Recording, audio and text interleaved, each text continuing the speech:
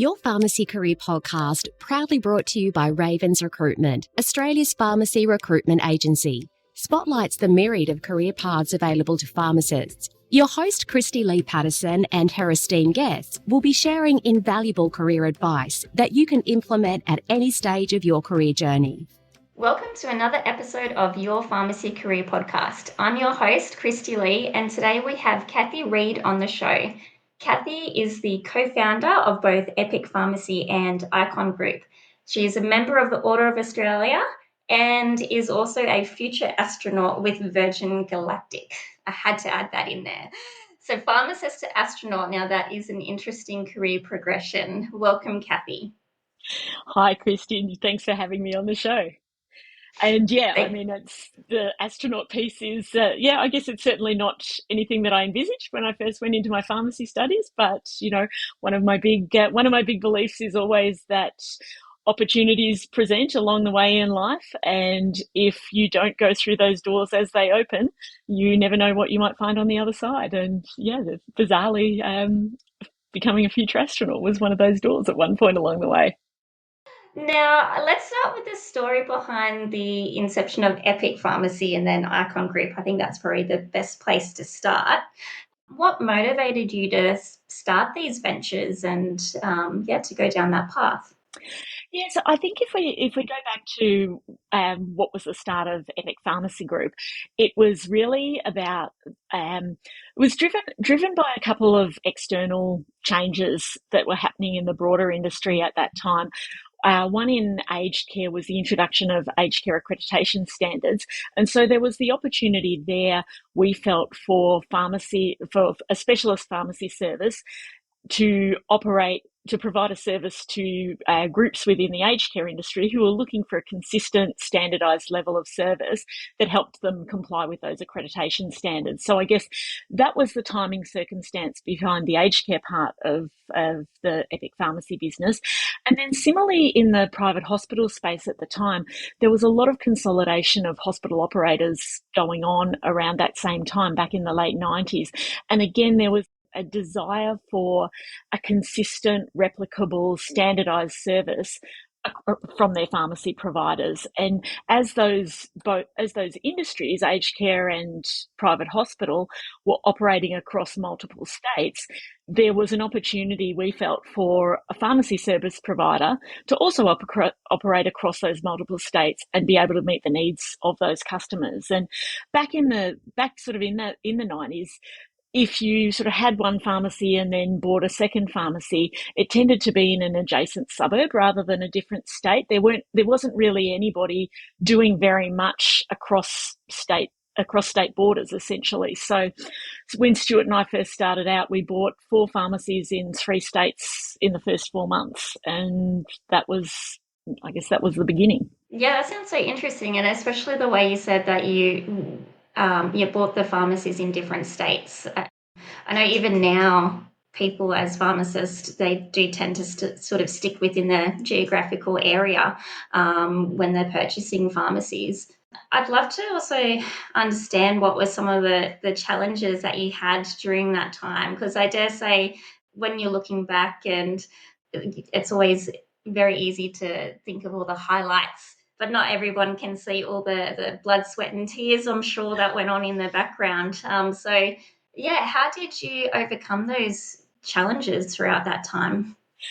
Look, I think hindsight's always a beautiful thing, because it allows you to look back and reflect on what were the things that were the key contributors and what were the things that didn't work. And I think one of the biggest advantages that we had, we were both young. I think we were 28, 29 when we were first starting the business. And one of the biggest advantages, I think, was we didn't know what we didn't know. If we actually knew how big the magnitude of the challenge in what we were setting out to do was, we probably would have been quite daunted by it and maybe wouldn't have gone ahead with it. So in a way, there was a degree, I guess, of naivety that really worked to our advantage.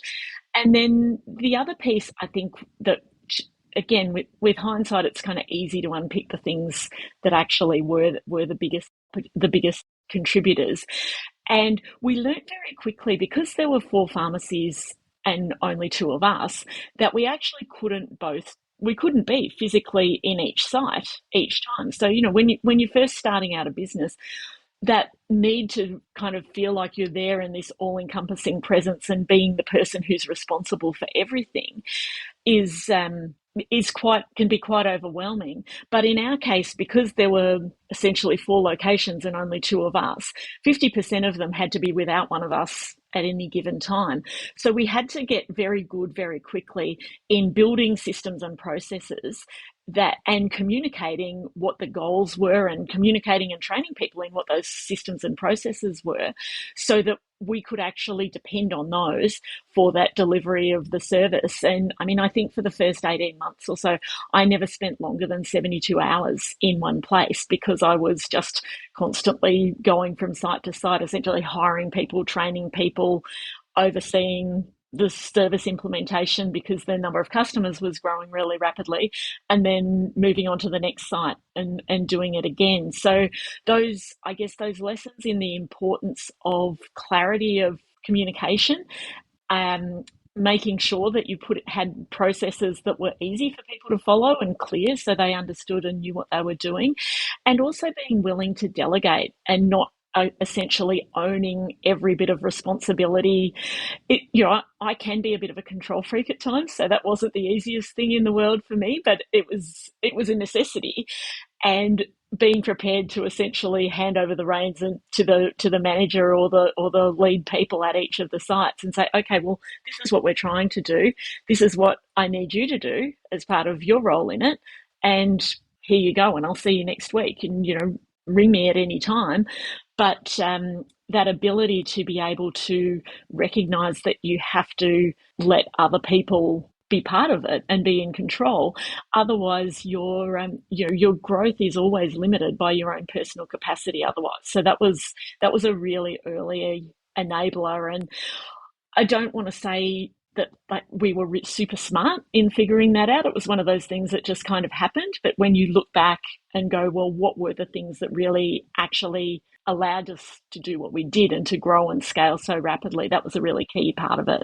Oh, absolutely. And I think when you were saying about you can't be everywhere at once, and having to have that trust in your staff as well is so important, and to help them feel engaged and take ownership as well.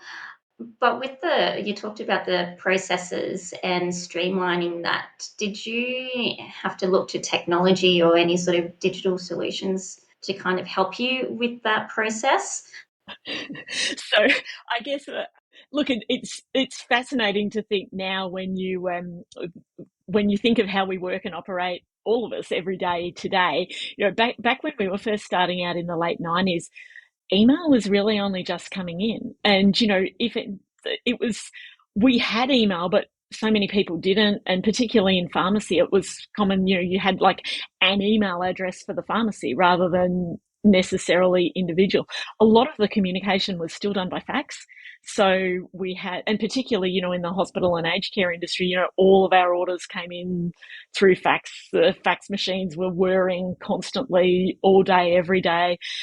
It was, I think I think one of the things that we've always been passionate about is using the tools that are available at the time to the best of their abilities. And you look back now and how we ran in those early years, and you would say it was very, very low tech, but at the same time it was using the best of the available technology that existed then.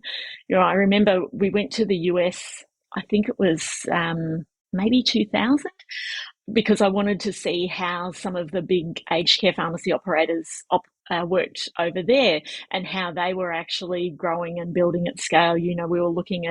We were doing all fully manual dose administration aid packing at that point in time. And I was really interested in the automation of that and the solutions that were available overseas. So we went to the US, and at the time we were also doing a lot of medication reviews. And that was a really onerous and labour intensive process. You'd had to photocopy all of the medication charts. You'd go to the nursing home, you'd sort of do your interviews and your meetings and your reviews, and then you'd come back to the pharmacy where all of your textbooks and your resources were and write it all up then. And so you were kind of double handling every single review that you did. And one of the things that I saw in the States was, and this is very much carbon dating me now, is when Palm Pilots were first coming out, and you could get a Palm Pilot that actually had and again, it was a US pharmacopoeia that was loaded onto it, rather than, it wasn't MIMS and it wasn't APF or any of the Australian texts. But it did actually mean that I could literally go to the nursing home with drug information in the palm of my hand and accessible. And that actually streamlined that process there. And it was a really good reinforcer of something that has gone on to drive many, many innovations that we've done with technology as the different technologies have come to hand, about the benefit of having information accessible where you need it, not being limited to having to be in a certain location to access that information. If you can access it when and where you need it at the point of care, that can make a real difference into both the quality and the productivity of what you're doing. That's it. I was trying not to laugh when you were talking about it in the 90s and talking about email and fax, and it's 2024 and pharmacies that I work in now are still doing that. So I think it's when you're talking about using what technology have available to you at the time, but then also looking at what's next. And I like that ethos of what you're saying. Okay, how do I get that information accessible? Because I think at the moment, lots of pharmacies are wanting to kind of embrace digital technology, and there's all these new things coming out, and you don't want to just digitize for the sake of, with some new technology, this seems cool, but is it actually changing your process? Is it actually helping? So I guess, fast forward to today. Where do you see technology being pivotal in enhancing that patient care and the pharmacy operations? Yeah, again, I think it comes back to the same basic theory. I think, where do you actually get both? How does technology enable improvements in quality, whether that be via having the information available to hand or reducing the duplication of information, so then you're eliminating potential sources of errors, and also how does it actually help you be more efficient? And often one of the things that I've always found really helpful is talking to people about what part of their jobs do they find the most frustrating. One of the things that we always used to say is, what is the thing that you have to do every day that just makes you want to stick a fork in your eye, because it just seems like such a waste of time? Or, are you entering the same information into 3 different systems and you don't understand why it can't just roll through and be universal there? You enter it once and then it's there and it's accessible wherever you need. And I think thinking about whether it's thinking about you yourself and what are the things that you find most frustrating and the biggest pain points, or talking to team members and finding what their biggest pain points are, and then thinking about, is there a way that technology can help overcome that? And quite often, one of the things that we sort of always have found, and I'm a huge believer in, don't just stay in the industry that you're in for your professional development and your learning. Make sure that you're looking at other industries and being curious about what's going on in other industries, because quite often pain points can be universal, particularly when they apply to kind of basic stuff like duplication and processes that seem senseless. And maybe there's somebody in another industry that's already actually solved that same issue, and you can hack their solution and repurpose that. Yes, we have a lot of regulation in healthcare, and you have to be really conscious about that. But I feel like sometimes that regulation can be used as a blocker to innovation and to change, because it means that people have to get out of their comfort zone and do something different than the way that they've done it before. And the answer of because that's the way it's always been done, has always been one that's been a bit of a red flag to me. And it's like, well, just because it's always been done that way, let's unpick that. And maybe you get to the end of it and you go, well, unfortunately, at the minute, it does have to stay being done that way. But quite often when you actually go through, you go, well, there's no logical reason for why, or we can actually achieve the same outcome. We can still be compliant with all the regulations. We can actually still meet all of those needs, but we can do it in a much more efficient and effective way.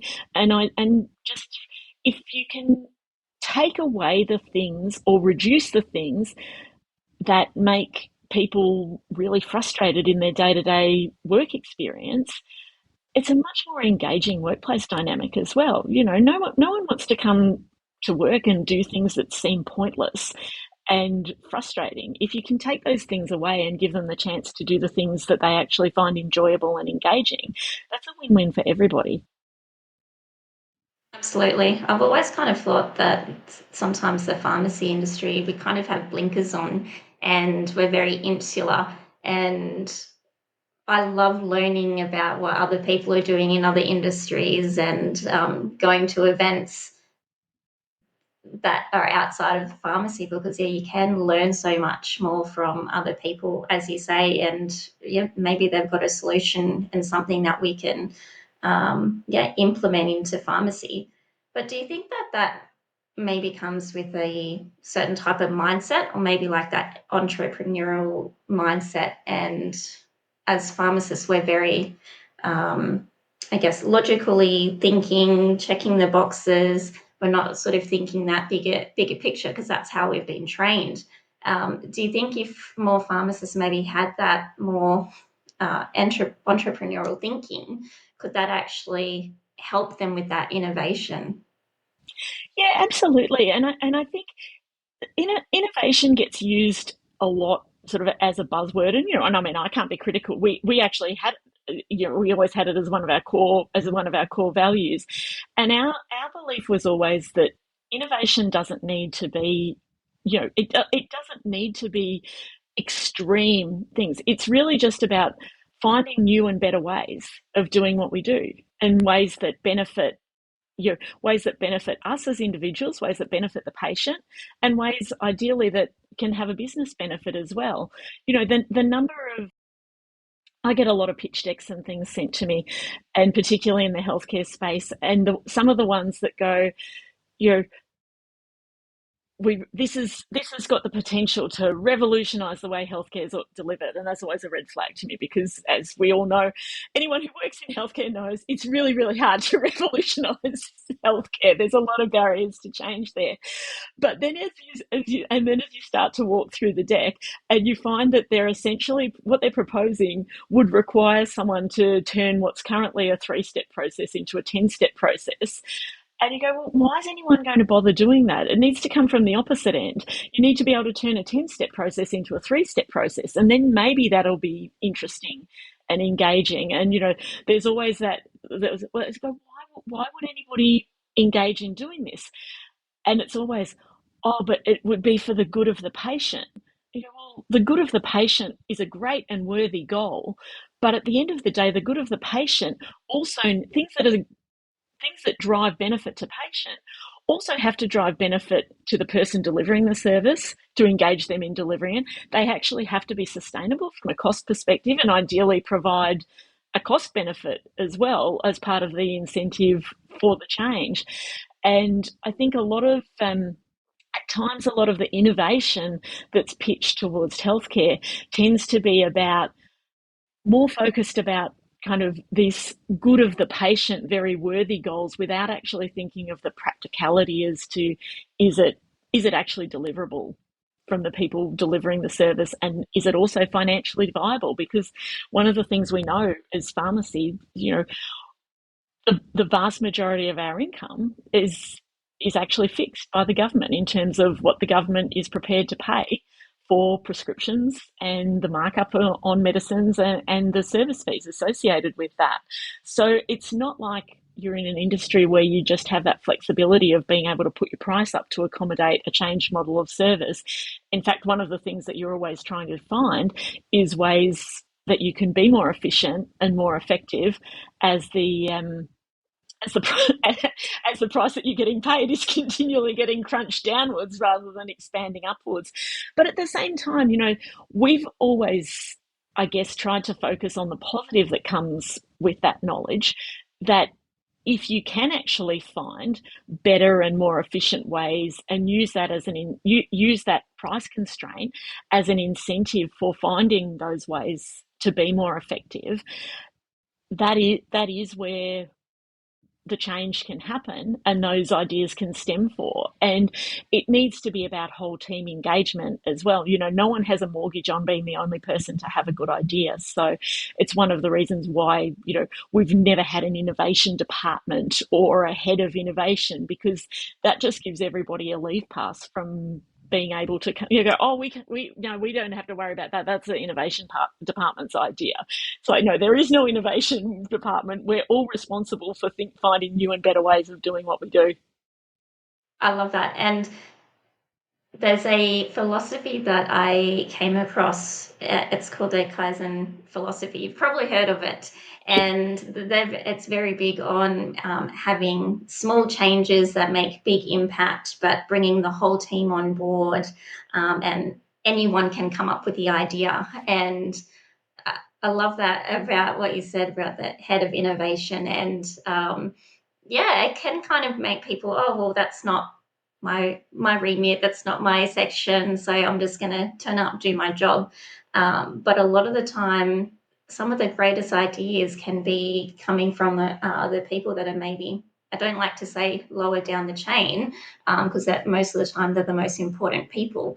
But just in my experience, sometimes we've had some great ideas from the young junior working on a Sunday. Oh, why can't we do this? Oh, yeah, I don't know. That's just not how. Yeah, why do we do it this way? I don't know. And when you said about the doing things the way that we've always done them, yeah, red flag for me. Any place I've worked at where people say that, I'm like, oh, okay, I don't think this place is for me.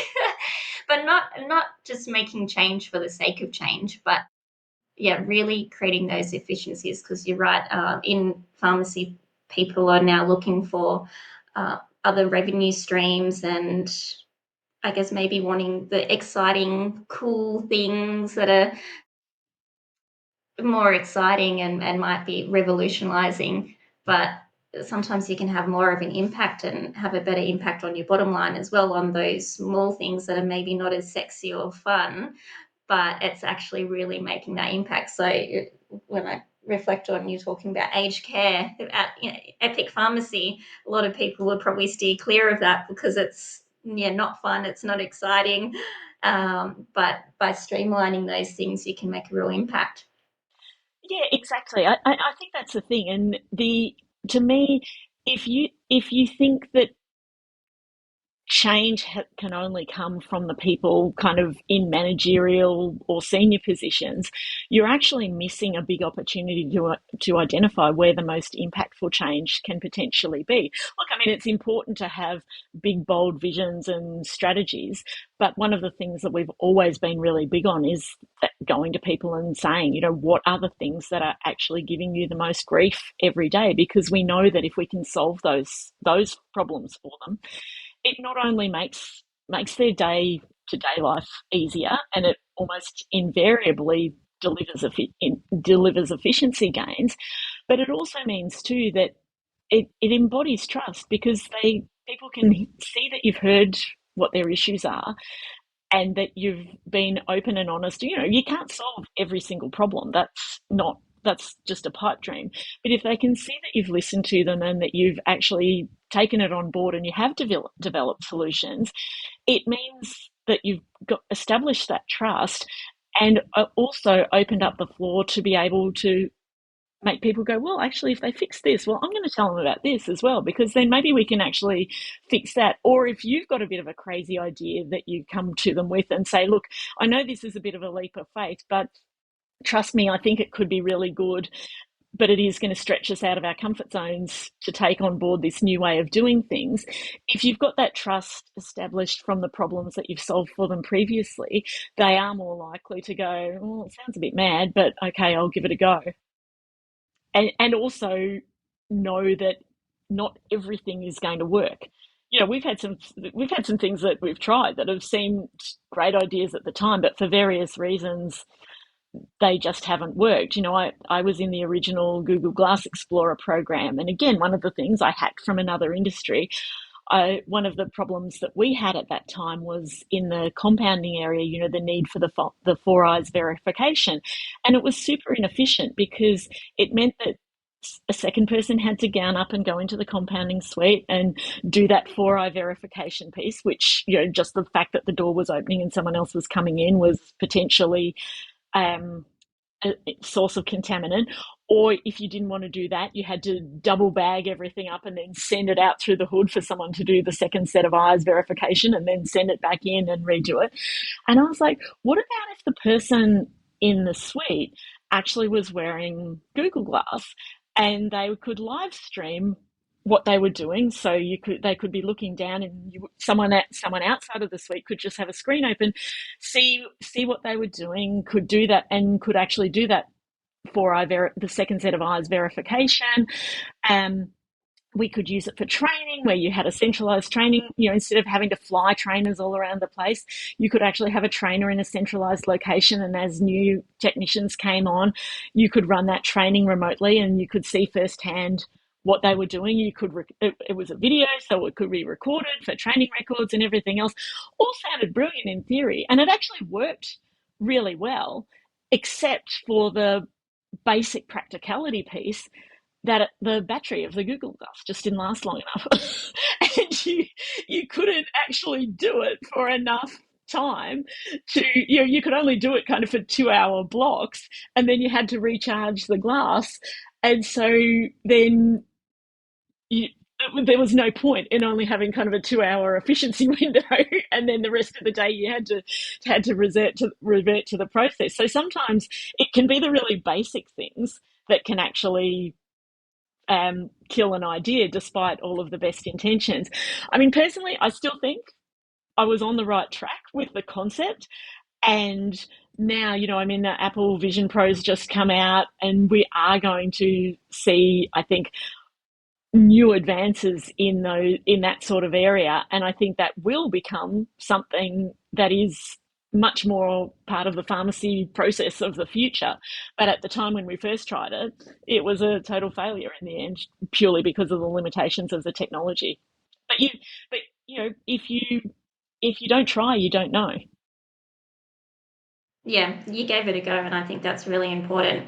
Sometimes, and it's almost creating a safe space that you can try things, and even if it doesn't work, that's okay, and you can pivot and change, or okay, we might park that idea, but maybe a few months later or a few years later, oh, remember we were doing this thing and this product now exists, maybe that can help us. So yeah, exactly.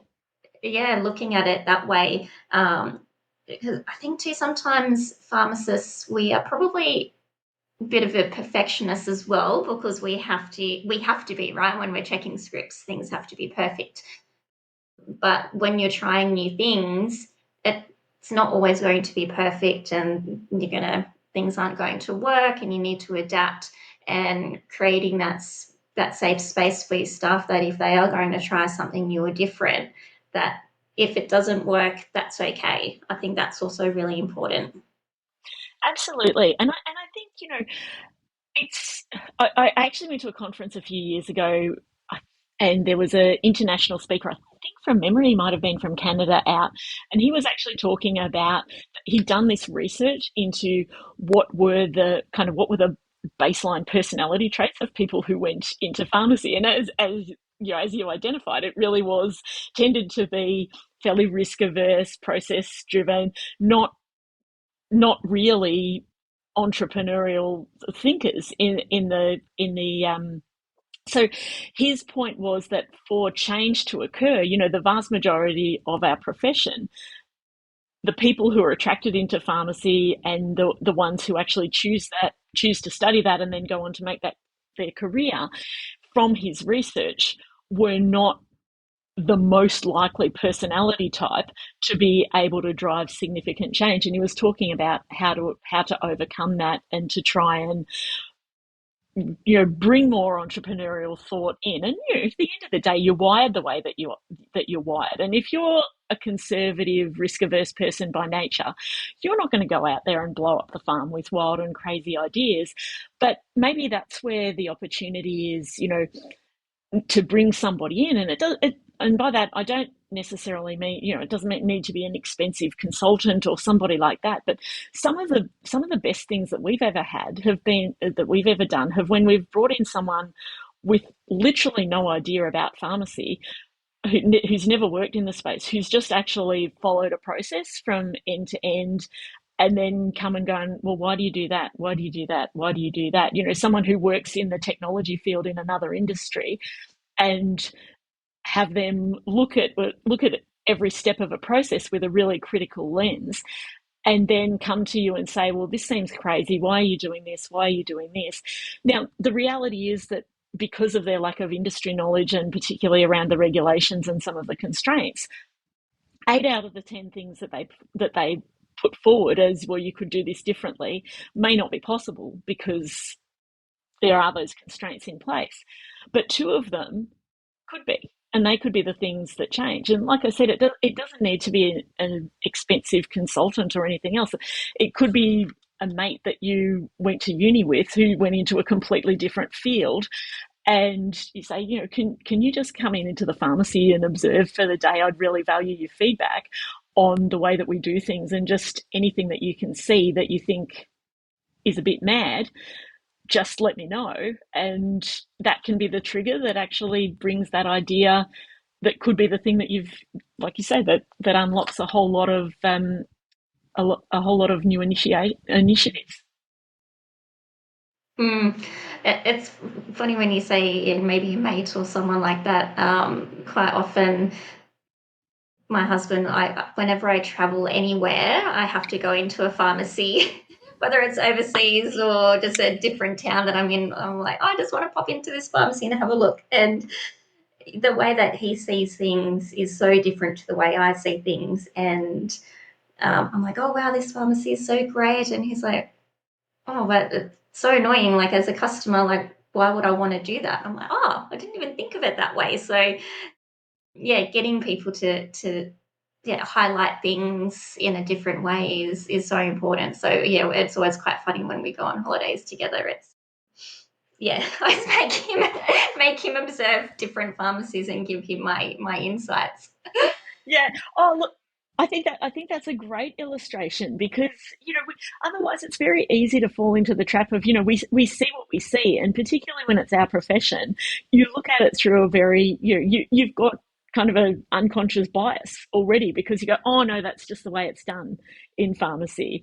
And sometimes you need that person who doesn't know that that's the way that it's done to be asking that question of, well, why is that the way it's done? That makes no sense to me whatsoever. And I think it's one of the things I've always been really conscious of in my career, of kind of making sure that I don't just stay solely in that pharmacy lane, that I do different things, that I go to different events in different industries and in different countries, to make sure that I'm just not always seeing things through the same lens. That, looping back to your introduction, that's really the goal of the of what drove me to want to be part of the Virgin Galactic Future Astronaut program. That if one of the things that's really important to you is making sure that you make a conscious effort to look at the world from a different perspective, kind of going to space is almost the ultimate expression of that. You're actually looking at the whole Earth from a completely different perspective. So that's that's something that I've always been really passionate on. Yeah, I was actually going to mention and try and bring in the Virgin Galactic story. So I'm glad you brought that up, and it's a great segue into my next question.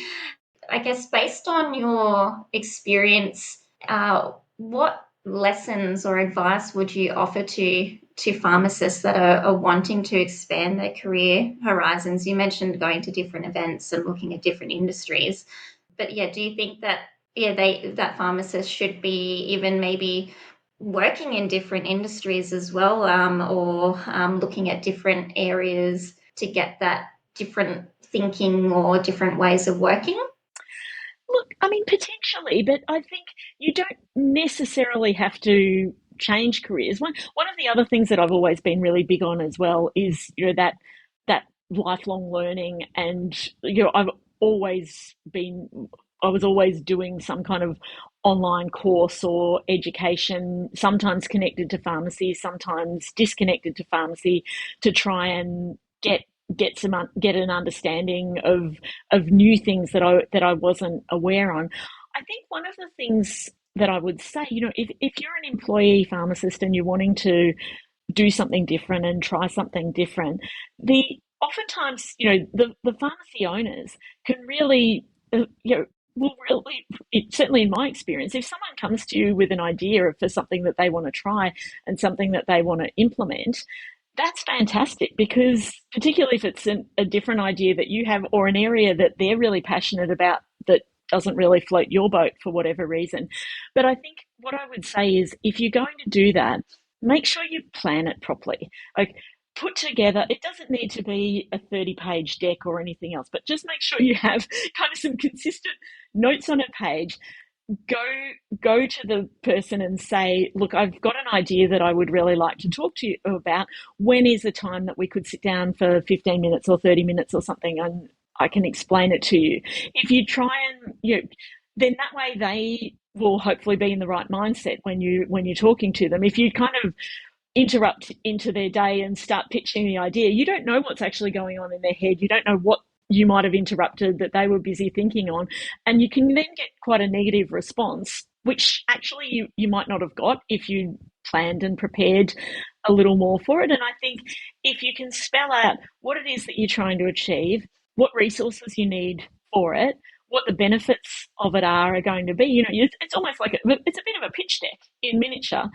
And then if you get, I guess, the go-ahead to proceed, making sure that you actually report back on how it went, like monitor what happened, both in terms of what you thought was going to happen and how it's tracking to that, or how it's not tracking to that, because it's just as important to be then, or sometimes even more important, to be honest about what hasn't worked the way you thought it would be and how you've tweaked and tried to overcome that, than it is. I think sometimes we can be very nervous about being vulnerable and only wanting to actually highlight the things that have worked and hope that nobody finds out about the part that didn't. But I think if you actually say, look, these are the things that I'm going to be monitoring, and whether it's kind of every week, if it's a new professional program that you're wanting to introduce or something else, and go, I feel like it's going to, my target is that I want 10 people a week to be accessing this service. And then it's great if you can go and say, well, actually, it's going really well and 15 people have been able to access. But if only 5 have, or only 3, or only 2, it's just as important to say, look, it's not going as well as I thought it would be, and I think the reasons are this, and it might be, what I need is a bit more, we need to do some more marketing, or it turns out that we actually haven't got as many patients in the demographic that I thought we had, so I think we need to tweak it or pivot or change in that way. But I think that having a plan, being really clear about what it is you're trying to achieve, what you need to make it work, and then reporting back on the progress or otherwise of it, is certainly the way that I always used to go about it when I was an employee pharmacist. Great advice, and you can definitely apply that process to anything, really, as well, I think. We've been chatting for a little while now, and it's nearly up to the time to say goodbye. Now, the last question I'm starting to ask everyone is, what advice would you give a younger self? Or something that you wish you'd known when you were younger that, in hindsight, maybe you've learnt, and that can be your parting message? I think one of the things that hindsight's a beautiful thing because it does allow you to see what worked and what didn't work. And I think the thing that I would say to my younger self is the highs are never as high and the lows are never as low. And when you're living in a roller coaster moment, and we always have those, take a deep breath and try not to be super reactive in that moment, because when you get past it, and all moments inevitably pass, and you look back, it was never as bad as it seemed, and it was never as great as it seemed either. So try and take that perspective going forward. Great advice. I think that's the best ending I've had so far, which is really good. So thank you so much. Pleasure. Now, Cathie, it was absolutely amazing having you on the podcast today. Thank you so much for joining us. And I hope that you'll be a guest again, because I think we've got plenty of other things we could talk about as well. Be very happy to. Just say the word. You've been listening to Your Pharmacy Career podcast, brought to you by Ravens Recruitment. Don't miss our next episode, where we continue to explore the multifaceted world of pharmacy careers. Make sure to subscribe and share.